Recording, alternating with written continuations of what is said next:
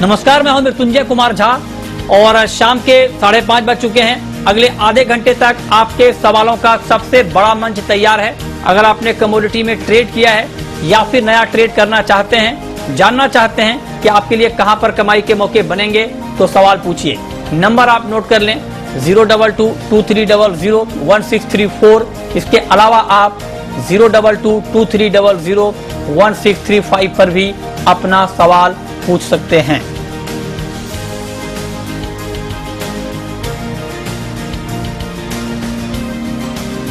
और सबसे पहले बात करेंगे कच्चे तेल की, क्योंकि क्रूड में तेज गिरावट के बाद अब रिकवरी आती हुई दिख रही है और ब्रेंट 66 के करीब है, 1% तक दाम बढ़ गए हैं। WTI क्रूड में करीब 1.5% की मजबूती और MCX पर कच्चा तेल करीब 1% ऊपर है। 3 दिनों में करीब 8% तक दाम गिरे थे। गिरे इसलिए थे क्योंकि ईरान से कच्चे तेल की सप्लाई बढ़ने की बात की जा रही है। अमेरिका और ईरान के बीच तनाव कम होने की बात हो रही है, ईरान पर पाबंदी हटने की बात हो रही है। इन तमाम खबरों के बीच क्रूड का मार्केट नीचे आया था। तो मेरा सबसे पहला सवाल प्रथमेश माल्या जी आपसे होगा, क्या कच्चे तेल की ये रिकवरी इन तमाम खबरों के बीच टिकेगी?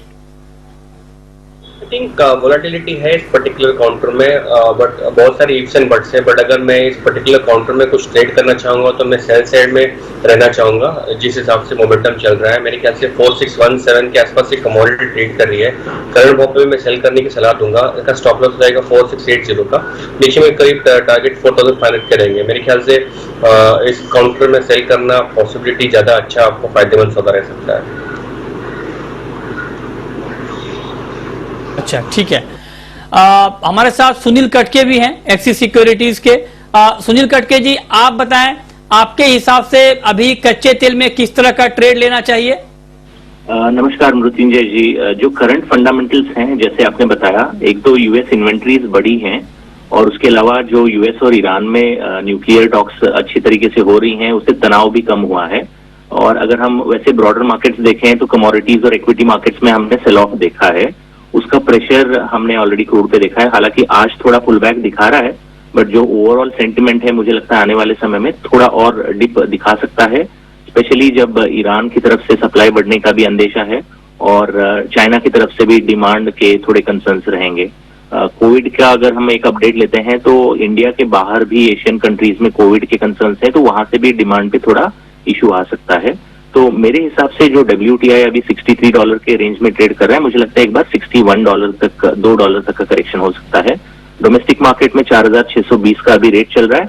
मुझे लगता है 4620 में सेल करना चाहिए। 4660 का एक स्टॉप लॉस लगा के 4510 के टारगेट से सेल इनिशिएट किया जा सकता है।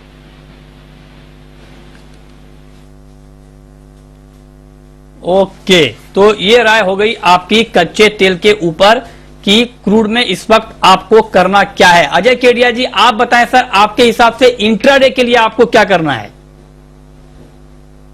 गुड इवनिंग मिथुन जी। देखिए, अगर क्रूड की बात करें तो नो डाउट ट्रेंड जो है वो नेगेटिव ही है। जिस ढंग से हमने फंडामेंटल न्यूज प्रोडक्शन बढ़ने की बात की या ईरान का जो कंसर्न है वो कूल डाउन है। आज थोड़ा टेक्निकल बाउंस जरूर है, बट मुझे लगता है इंट्राडे में बेच के चलिए। थोड़ा और बाउंस मिल सकता है 4640 के करीब, क्योंकि वॉलेटाइल है मार्केट। यहाँ पे आप बेच के चलिए। 4720 का स्टॉप लॉस रहेगा। ओवरऑल मुझे लगता है 4500 4520 तक के भी लेवल हम फिर से क्रूड में देख पाएंगे। Overall sell on rally crude में व्यू रखना चाहिए। अच्छा, तो आप कह रहे हैं कि तेजी पर बिकवाली कच्चे तेल में करना चाहिए, इस पर आप नजर रखें। ये तो बात हो गई क्रूड की कि क्रूड में आपको अभी करना क्या है। बहुत शुक्रिया सुनील कटके जी आपका हमारे साथ जुड़ने के लिए, कच्चे तेल पर अपनी राय रखने के लिए। अब हम बात करते हैं गोल्ड की और सिल्वर की। सोने चांदी पर प्रथमेश माल्या जी आपका क्या व्यू है, क्या ट्रेड लेना चाहिए? मिथुन जी, मेरे ख्याल से सोने में इस पर्टिकुलर भाव पे अगर आप मुझे पूछ रहे हो तो बाई करने की सलाह रहेगी दोनों काउंटर में। अगर गोल्ड में बाई करना है तो 48,440 के आसपास एक कमोडिटी ट्रेड हो रही है। करंट भाव पर ही बाई किया जा सकता है। स्टॉप लॉस रहेगा 48,260 का। ऊपर में टारगेट रहेंगे 48,750 का। वैसे ही सिल्वर में भी बाई करने की सलाह रहेगी। 71,700 एंट्री पॉइंट रहेगा। 70,900 स्टॉप रहेगा। ऊपर में टारगेट 72,900 रहेंगे। मेरे ख्याल से दोनों में ही काउंटर में अच्छा करेक्शन हुआ है। मेरे ख्याल से बाइंग मोमेंटम दे सकता है यहाँ से, और पॉसिबिलिटी बाय में ही रहना चाहिए दोनों कमोडिटी। तो ये राय हो गई आपकी गोल्ड और सिल्वर पे। आज के लिए अजय जी अगर एक को चुनना हो सोने और चांदी में तो किसे चुना जाए? सोना बेहतर आज के लिए या चांदी? देखिए, सोना चांदी दोनों ही मुझे बेहतर लगते हैं, बट आज की अगर पर्टिकुलर बात करें तो मुझे लगता है कि मार्केट एक साइडवे टू नेगेटिव रहेगा। बिकॉज इंटरनेशनल में आप देखिए कि जो 1890 का स्पाइक कर चुका है, जब तक कोई स्ट्रांग न्यूज या स्ट्रांग डेटा पॉइंट नहीं आएगा तब तक मुझे नहीं लगता कि मार्केट 1900 का लेवल जल्द तोड़ पाएगा। और आज फ्राइडे भी एक प्रॉफिट बुकिंग का डे जनरली हम देखते हैं, डोमेस्टिक मार्केट में भी हमने देखा कि 48,850 के ऊपर प्राइसेस जा नहीं पा रहा है। तो मेरी सलाह रहेगी आज लॉन्ग से थोड़ा बचिए। ठीक है, मीडियम टर्म लॉन्ग टर्म अभी भी सोने चांदी के लिए तेज है, जहां पे मैं चांदी ज्यादा तेज समझता हूं, बट इंट्राडे के लिहाज से मुझे लगता है 48,600 के करीब अगर गोल्ड मिलता है तो वहां पे बेचिए। 48,850 का स्टॉप लॉस लगाइए। 48,250 तक का लेवल हम गोल्ड में देख पाएंगे। ओके, ठीक है। तो ये राय है आपकी गोल्ड पर कि गोल्ड में अभी क्या करना चाहिए। प्रथमेश जी, आप बताएं कि बेस मेटल में इंट्राडे में आज शाम के लिए कोई ट्रेड है, करना चाहिए या थोड़ा इंतजार करना चाहिए, थोड़ा वेट करना चाहिए? मेरे ख्याल से कॉपर में अच्छा खासा करेक्शन आया है, तो एक 748 के आसपास एक कमोडिटी ट्रेड कर रही है। शाम के सेशन में अभी अराउंड 749 के आसपास मिलता है, कमोडिटी को सेल करना चाहिए। 752 का स्टॉप लगाना चाहिए, नीचे में टारगेट 744। मेरे ख्याल से कॉपर में अभी भी जो है नीचे का रुख देखने को मिल सकता है। ठीक है, तो ये राय है आपकी मेटल में आपकी टॉपिक अजय जी। देखिए, सेल ऑफ हमने काफी बड़ा देख चुके हैं। जिस ढंग से चाइना ने कुछ कंसर्न्स दिखाए थे हायर प्राइसेस की वजह से, आई थिंक वो डिस्काउंट होता हुआ दिखाई दे रहा है। इंटरनेशनल में भी मार्केट में फ्लैटिश हो नहीं जा रहा है, और ग्लोबल मार्केट में भी हमने जो प्रोडक्शन ड्रॉप है वो सपोर्ट करेगा। पूरे मेटल पैक की बात करें तो मुझे लगता है जिंक सबसे पहले रिबाउंड करेगा। कल भी हमने देखा 230 के नीचे प्राइसेस सस्टेन नहीं किया, तो आई थिंक जिंक पे ध्यान रखिए। 232-50 पे लेके चलिए। इमीडिएट टारगेट तो 236 तक का लग रहा है, बट आई थिंक पूरे बेस मेटल में सबसे ज्यादा गेन्स और सबसे पहले जो रिकवरी आएगी वो जिंक में आएगी। अच्छा, तो आप करें कि जो पहले रिकवरी आएगी वो जिंक में आएगी, इस पर आप नजर रखिए और इसमें आप आगे ट्रेड की स्ट्रेटेजी प्लानिंग कर सकते हैं। चलिए, ये तो बात हो गई मेटल की, लेकिन एक और महत्वपूर्ण खबर है, और खबर है शुगर को लेकर। शुगर को लेकर खबर यह है कि शुगर के एक्सपोर्ट पर सब्सिडी अब 6,000 रुपए प्रति क्विंटल की जगह 4,000 रुपए प्रति क्विंटल मिलेगी। मतलब ये कि एक्सपोर्ट पर सब्सिडी में 2,000 रुपए प्रति क्विंटल की कटौती की गई है। ऐसा इसलिए किया गया है क्योंकि ग्लोबल मार्केट में चीनी के दाम बढ़ गए हैं, तो उससे जो शुगर का एक्सपोर्ट हो रहा है उसमें फायदा हो रहा है।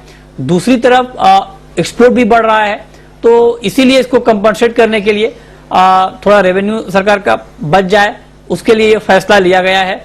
और हालांकि ये जो फैसला है ये अब नए कॉन्ट्रैक्ट पर इंप्लीमेंट होगा, जो नए सौदे होंगे एक्सपोर्ट के उस पर इंप्लीमेंट होगा। हमारे साथ बातचीत करने के लिए अतुल चतुर्वेदी जी हैं, इस वक्त जुड़े हैं, लेकिन अतुल चतुर्वेदी जी आज हमारे साथ रेणुका शुगर के एग्जीक्यूटिव चेयरमैन के तौर पर जुड़े हैं। सर, बहुत बहुत स्वागत है आपका अतुल जी। सर, ये डबल रोल प्ले करने में कैसा लग रहा है आपको? आप कभी ऑयल के एक्सपर्ट के तौर पर जुड़ते हैं, सी के प्रेसिडेंट, और अभी आप रेणुका शुगर के एग्जीक्यूटिव चेयरमैन के तौर पे जुड़ रहे हैं। नहीं, ये देखिए, फंडामेंटली कमोडिटी सब एक से ही बिहेव करती हैं, तो कोई ज्यादा फर्क नहीं होता है डबल ऑयल और शुगर। ठीक बात, दोनों तेजी मंदी से जूझती रहती हैं। ठीक बात है। अब सर सवाल, हाँ जी जी बिल्कुल ठीक बात है। दोनों कमोडिटी है और दोनों हॉट कमोडिटी है। तो सर, अब सवाल मेरा ये है कि ये जो 2,000 रुपए की कटौती एक्सपोर्ट सब्सिडी में की गई है, इसका क्या इम्पैक्ट होगा सर आप लोगों के ऊपर? ऑनेस्टली स्पीकिंग, मेरे हिसाब से इस पे कोई इम्पैक्ट नहीं होगा।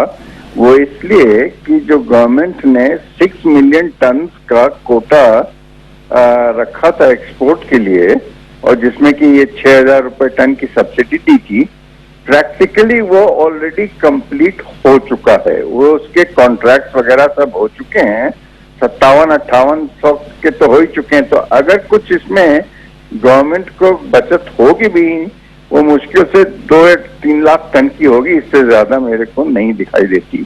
तो इसका मार्केट्स के ऊपर या एक्सपोर्ट के ऊपर कोई इम्पैक्ट होता मेरे को दिखाई नहीं देता।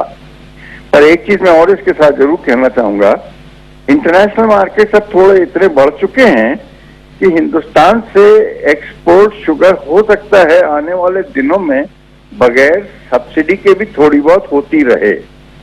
और ये अच्छी चीज है कि हिंदुस्तान को बाहर के देशों के कंज्यूमर को सब्सिडाइज करने का वो है कि अब शायद करना देना पड़े, वरना होता क्या है कि अपने सब्सिडी के कारण बाहर के कंज्यूमर को हम लोग सब्सिडाइज कर देते हैं, तो इससे बाजार भी, इंटरनेशनल बाजार भी दबा रहता है। ठीक बाबा, ये अपना अच्छा आने वाले आने वाले वक्त में हो सकता है ऑलरेडी एक्सपोर्ट चालू रहे बगैर सब्सिडी के। हाँ, ये आपने अच्छी बात बताई कि सही बात है, क्योंकि अंतर्राष्ट्रीय बाजार में दाम इतने बढ़ गए हैं चीनी के, और यहाँ से भी एक्सपोर्ट का मार्केट अच्छा, एक्सपोर्ट की डिमांड बहुत अच्छी है। तो आप कह रहे हैं कि आने वाले वक्त में बिना एक्सपोर्ट के भी सब्सिडी होगी तो हो सकती है और उसमें कोई दिक्कत नहीं होगी। तो मतलब सर ये फैसला लेने में देरी हो गई क्या? पहले कम कर देना चाहिए था सब्सिडी? मेरी मानिए तो यस, थोड़ी तो देर हुई है, थोड़ी तो देर हुई है, बट ठीक है। अच्छा, ये इस साल इंडस्ट्री के लिए अच्छा साल है, और मैं समझता हूँ आगे भी अच्छा ही रहेगा, क्योंकि अब जो शुगर इंडस्ट्री है ना वो अब एनर्जी इंडस्ट्री में कन्वर्ट हो गई है। एथेनॉल का जो प्रोडक्शन लेवल्स है ना वो काफी बढ़ते जा रहे हैं। तो शुगर से, केन जूस से, उससे जो एथेनॉल बन रहा है ना, उससे शुगर इंडस्ट्री आप देखिए लाइट में आ गई है, और इससे किसानों को पेमेंट और ये सब चीजें हैं, मैं समझता हूँ आने वाले दिनों में और बेहतर होती चली जाएंगी।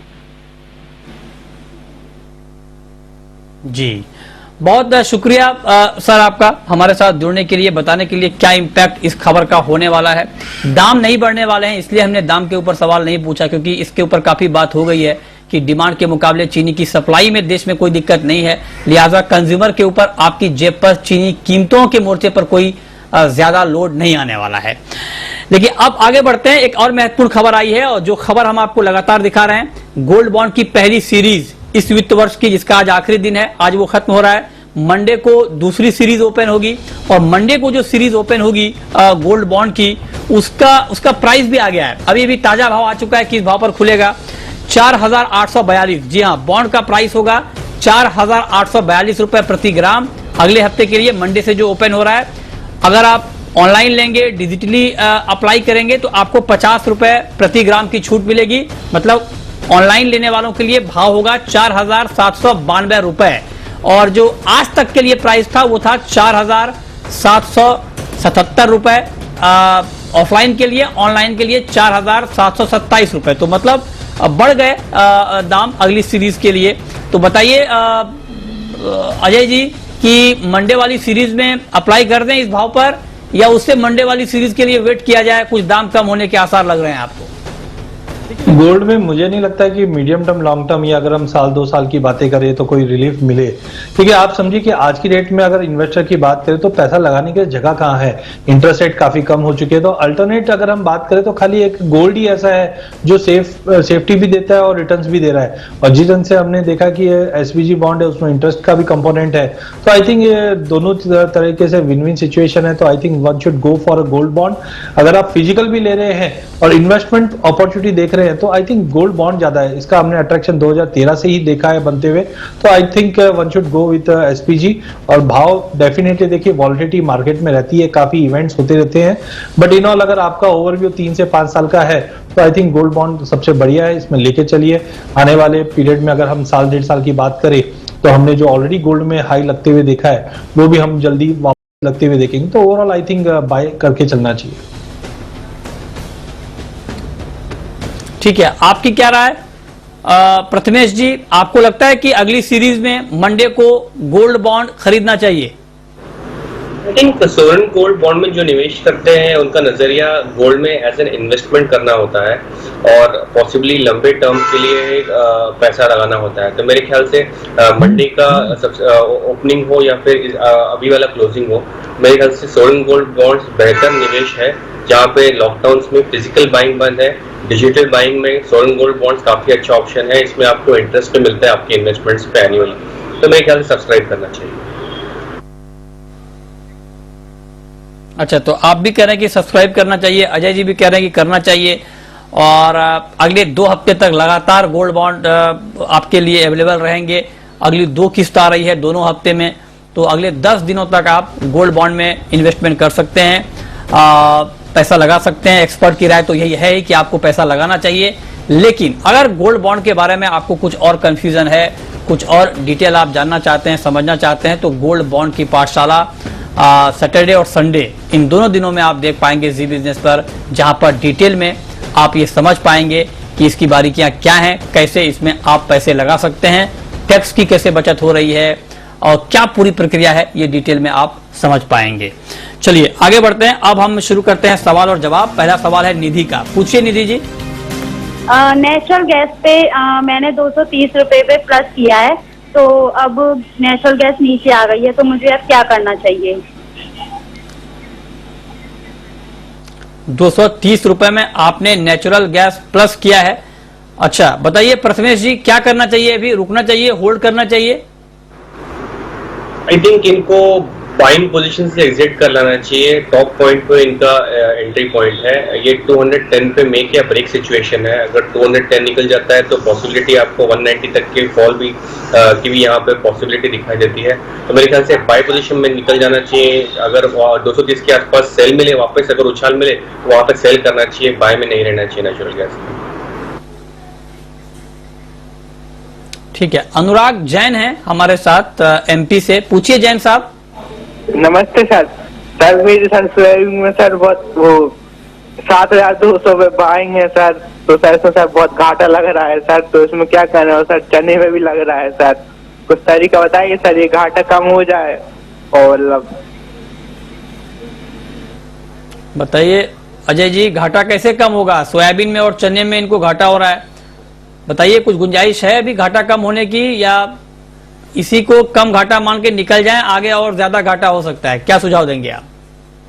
देखिए दोनों कमोडिटी में हमने पिछले कुछ दिनों में काफी बड़ी वॉलिटिलिटी देखी, खास करके अगर सोयाबीन की बात करें तो इंटरनेशनल फैक्टर्स अभी भी तेज है, बट जिस ढंग से हमने देखा कि डोमेस्टिक मार्केट पे गवर्नमेंट काफी स्टेप्स लेने की कोशिश कर रही, चाहे चने की बात करें चाहे सोयाबीन की बात करें। टाइमिंग सोयाबीन की अगर पहले बात करते हैं तो यहाँ पे हमने चार्ट के ऊपर डबल टॉप बनते हुए देखा है, और 7,000 का लेवल तोड़ने पे ये हमें लगता है कि 6,700 तक का लेवल इनिशियली दिखा रहा है। बट साथ में ये भी देखिए कि भाव बढ़ने की वजह से इस बार सोइंग का रकबा बढ़ सकता है, ये कहीं ना कहीं एक नेगेटिव सेंटीमेंट दिखा रहा है। वॉलिटिलिटी बनी हुई रहेगी, बेटर है लॉस बुक कर लीजिए सोयाबीन में। वहीं अगर चने की बात करें तो हमने प्राइजेस के अंदर अच्छा करेक्शन देखा, जिस ढंग से हमने देखा कि गवर्नमेंट के जो इंपोर्ट के अपडेट पिछले हफ्ते आए थे उसके बाद मार्केट करेक्ट कर चुका है। एमएसपी 5100 की है, प्राइजेस ने 5150 5180 पे अच्छा सपोर्ट ले चुका है और आज रिकवरी भी करी है। जिस ढंग से लॉकडाउन का जो इंपैक्ट है धीरे धीरे जून महीने में कम होता हुआ दिखाई देगा। मानसून में हम देखते हैं कि पल्सेस की डिमांड भी बढ़ जाती है और साथ में पाइपलाइन खाली होने की वजह से डिमांड कंटिन्यू मेंटेन रहेगी। तो आई थिंक चने में ये बने रह सकते हैं। चने में मुझे लगता है कि अगर हम अगले 7-8-10 दिन की बात करें तो प्राइजेस वापस 5350 से 5400 का लेवल क्रॉस कर जाएगा। बट सोयाबीन मुझे लगता है कि मार्केट में एक बार निकल जाना चाहिए, क्योंकि टेक्निकली 7,000 के नीचे का जो क्लोज है वो थोड़ा सा कंसर्निंग है, तो बेटर है सोयाबीन में लॉस बुक करके निकल जाइए। ठीक है, कैलाश चंद्र मोदी हैं। अगला सवाल कैलाश चंद्र मोदी का है सदलपुर से। पूछिए कैलाश जी। नमस्कार सर। सर मेरे को घरेलू रिक्वायरमेंट के लिए ग्रेजुअली गोल्ड परचेज करना है, तो उसके लिए मेरे के लिए रेट कौन सी उचित रहेगी? यहीं से स्टार्ट कर दूं या कुछ वेट किया जाए? बताइए अजय जी, क्या करना चाहिए इनको? इस भाव पर गोल्ड खरीदना शुरू कर देना चाहिए? क्या सुझाव होगा आपका? देखिए मनोज जी, अगर हम इंडियन मार्केट की बात करें तो एक विडंबना है कि हमारे इन्वेस्टर जब भाव नीचे होते हैं तब तो मार्केट से दूर भागते हैं, और जब मार्केट नए हाई पे जाते हैं तो हम ज्यादा बाय करते हैं, और ये टेंडेंसी भी है गोल्ड के लिए इंडियन मार्केट में। तो आई थिंक अगर इनका व्यू थोड़ा लॉन्ग टर्म है तो बेटर है आप इनको गोल्ड लेके ही चलिए। करंट मार्केट से भी मुझे लगता है कि थोड़ा थोड़ा इन्वेस्ट करके चलेंगे तो अच्छा एक इन्वेस्टमेंट बन जाएगा। एक साथ मत डालिए क्योंकि वॉलिटिलिटी है मार्केट में, थोड़ा थोड़ा करके आप इन्वेस्ट करके चल सकते हैं गोल्ड में। ओके, तो आप कह रहे हैं कि थोड़ा थोड़ा करके आप इन्वेस्ट करके चल सकते हैं गोल्ड में, इस पर आप नजर रखिए और ये आपके लिए फायदे का सौदा हो सकता है। अगला सवाल है बलवीर सिंह का, पंजाब से हमारे साथ। पूछिए सिंह साहब। सर जिंक 220 तक जाएगा? जिंक 220 तक जाएगा। ओके, बताइए प्रथमेश जी। आई थिंक जिंक का जो रेंज है 230 नीचे में और 240 अपसाइड में, तो मेरे ख्याल से अगर 230 के आसपास एक कमोडिटी ट्रेड करे, 230 के नीचे अगर आता है तो कमोडिटी मेरे ख्याल से ये जो भाव देख रहे हैं वो पॉसिबल है। बट जिंक मेरे ख्याल से काफी साइडवेज में रह सकता है, तो 10 रुपए का रेंज है जिंक का, तो वॉच कीजिए 230 वाले भाव के लिए। अगर ये निकल जाता है तो पॉसिबिलिटी आपको जिंक में नीचे का मोमेंटम देखने को मिल सकता है। अदरवाइज 230 और 240 के बीच में ही ये काउंटर रह सकता है। ठीक है, अगला सवाल है गोपाल का, चुरू राजस्थान से। पूछिए गोपाल जी। जी सर नमस्कार। सर जी आज केडी जी सवाल है गुआर नमस्कार, पे, पूछिए। तो हाजिर में गुआर पड़ा है तो ये अगले 6 महीने में हो सकता है क्या 7,000 सर? हाजिर में ग्वार क्या अगले 6 महीने में 7,000 रुपए तक जा सकता है? बताइए केडिया जी। देखिए उम्मीद तो सबको ज्यादा की है, बट एज ऑफ नाउ मुझे नहीं लगता 7,000 काफी दूर है। जैसे मैंने बताया था कि 15 मार्च के बाद मोमेंटम स्टार्ट होगा, हमने बिल्कुल मोमेंटम आते हुए देखा। एज ऑफ नाउ 4400 का लेवल काफी इंपॉर्टेंट है। देखिए इस बार सोइंग में ड्रॉप रहेगा, बट मानसून अगेन इंपैक्ट है, क्योंकि इस बार जो बारिश हुई है राजस्थान और कुछ एरियाज में, तो सोइंग तो कपास की बढ़ी है। कपास और मोट यहाँ पे फार्मर्स को ज्यादा लुक्रेटिव लग रहे हैं, तो मुझे लगता है थोड़ा और वेट कीजिए। बट 7,000 मुझे नहीं लग रहा है कि अभी इमीडिएटली दिखा दे, ऐसा कुछ सिनेरियो बन नहीं रहा है। एज ऑफ नाउ हम समझते हैं कि 4400 का लेवल अगर ये तोड़ता है जून के आसपास, जून एंड के आसपास, तो हायर साइड में 48-50 तक का ही लेवल करंट फंडामेंटल पे दिखा रहा है। इसके बाद अगर कुछ चेंज होता है तो डेफिनेटली अगस्त में हम इस चीज को रिव्यू कर सकते हैं, बट टाइमिंग 48-50 तक का ही लेवल गवार सीड में दिखाई देता है। ओके, अब वक्त है रैपिड फायर राउंड का।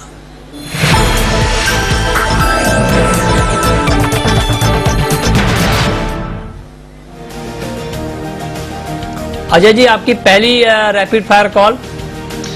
जैसे हमने गोल्ड में तेजी देखी है, आगे भी तेजी रहेगी, बट हमने मल्टीपल ऑफ टाइम देखा $1,900 के ऊपर जा नहीं पा रहा है। डोमेस्टिक मार्केट में उसी चीज को रिफ्लेक्ट करते हुए मुझे लगता है कि 48,600 पे बेचिए, 48,850 का स्ट्रिक्ट स्टॉप लॉस लगाइए। इंट्राडे के लिए 48,250 तक का लेवल गोल्ड में हम देख पाएंगे। प्रथमेश जी आपकी कॉल। कॉपर को बेचना चाहिए 749 एंट्री पॉइंट, 752 स्टॉप, नीचे में टारगेट 744। आपकी आखिरी कॉल अजय जी। मुझे लगता है कि बेस मेटल के अंदर काफी बड़ी गिरावट पिछले 3 दिन में हमने देखी है, but sign of recovery zinc में सबसे पहले रहेगी। तो जिंक को 232.50 पे लेना चाहिए, 230 का स्टॉप लॉस रखिए, 236 तक के टारगेट हम देख पाएंगे। चलिए, बहुत शुक्रिया अजय जी आपका, प्रथमेश जी आपका, हमारे साथ इस खास चर्चा में जुड़ने के लिए, बताने के लिए कहां पर कमाई के मौके बनेंगे। छोटा सा ब्रेक के बाद भी खबरें जारी हैं। नमस्कार।